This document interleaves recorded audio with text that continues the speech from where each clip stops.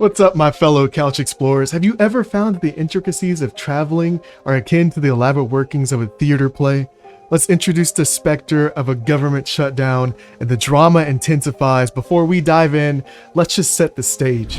Recent dialogues with these kind of professionals that are like Ellen Gilmer from Bloomberg Government peel back the layers on the complexities of government shutdowns.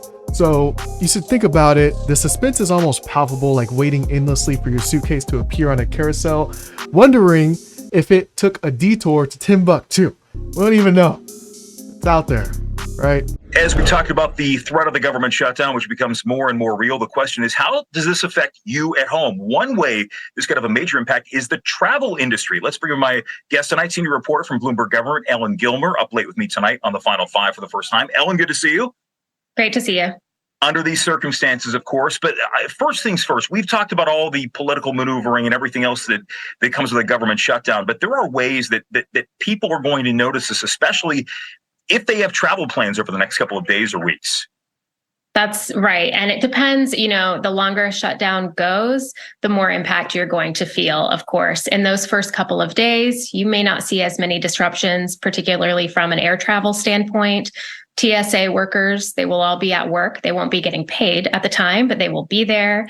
FAA, they'll all be there doing their jobs. Again, getting delayed pay, but they'll be there. The question is, if it goes on a really long time, you might start to see some disruptions in staffing, and that's going to translate to disruptions for travelers. Now, just envision our TSA agents, who are the valiant guardians of our travel safety, weaving through a maze of suitcases, gadgets, and occasional souvenirs.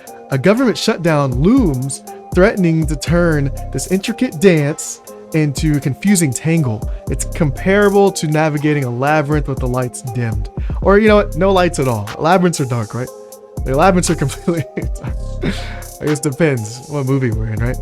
But in the realm of politics, there's a peculiar balancing act in play. Some groups, though smaller in size, they wield significant clout. Our devoted TSA personnel, regrettably, they frequently find themselves facing uphill battles, or in this case, being grounded while others soar. So right now, it's time for a quick dive into the history of all these government shutdowns and everything. They've made their mark before, but when they loom large, our national assets, museums, monuments, and more, they often bear the brunt of all the backlash, I would say. But do you know who else bears the weight silently? It's the TSA agents.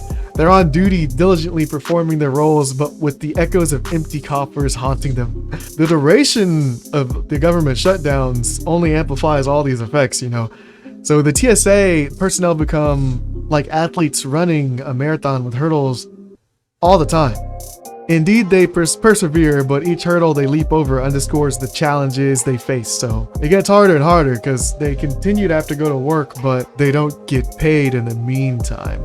So if we dive a little bit deeper, the Ellen Gilmore, she talks about a facet we might gloss over amidst the TSA and travel frustrations. She says that TSA officers aren't exactly living the high life, expecting them to maintain high standards with limited resources.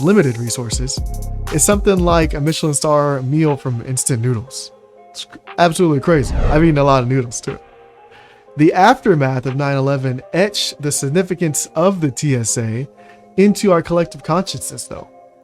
The sentinels of our skies, yet when it's time to reward their unwavering commitment, it's pretty disheartening to see that their compensation often doesn't match the sacrifices. It's definitely a stark contrast when safeguarding skies might offer less financial stability than manning a fast food counter.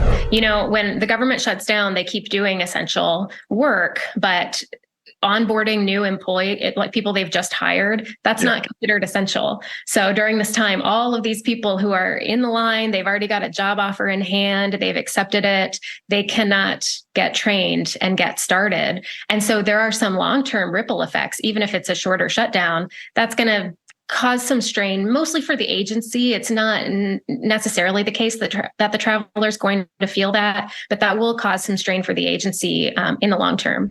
The political landscape can be very turbulent, especially with shifting allegiances and ever-evolving priorities. But amidst this, the travelers, the TSA agents, and countless other grapple with the tangible ramifications. So the next time you zip through an airport scanner or encounter a wait, just spare a thought for those ensuring our journey remains uneventful against the backdrop of this political turmoil. We all yearn for like very calm journeys and serene landings and an end to the government freaking whirlwinds, because it seems all like it's kind of like a political show either way. Like, yeah, it just seems absolutely crazy. So like, oh, we're gonna give a government shutdown, but we couldn't have these talks earlier. So let's just dive into the video a little bit and see exactly what they're talking about. That's a really good point. We're going to see where that all happens. And, you know, and if something's averted now, that's great. But the reality is we just kicked the can down the aisle in this government. It's been that way for a long while. I don't see any way where it's going to change anytime soon, but you can always hope.